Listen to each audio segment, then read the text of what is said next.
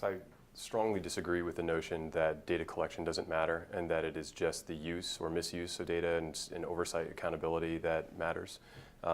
Certainly we need oversight and accountability and seeing who's using data for what and protections against misuse, but limitations on collection are essential. Trust is breached at the point of collection, and the internal safeguards, even executive orders, can be swept away with a new administration. How much trust was breached when we discovered, as we did right at the start, that Google was able to see everything in our email accounts? We've gotten used to the idea that yes, they collect it all, they serve us ads against it.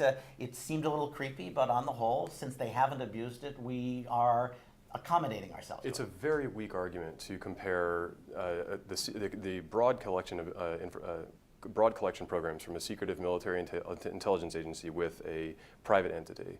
I mean, I choose to use Google service. I have privacy settings that I'm able to use on Google service. Google actually has pretty good transparency settings. I can see what they have about me. I can always quit, and Google doesn't put me in jail. Right? And yeah, but Google also doesn't think it's their job to save your life if terrorists are threatening it. I don't think it's their job to save my life from terrorists either. Yeah, but I have no choice. The government has more important uses to put this information to than Google does. I can live with or without the ads they're serving.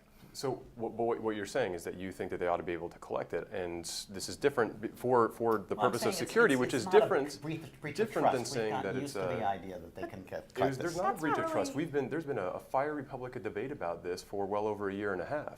I mean, it made a tremendous amount of progress in Congress, and we're going to be debating about it for the next 6 months at least. So I really don't think that it's right to say that the surveillance programs have been, people are just used to it.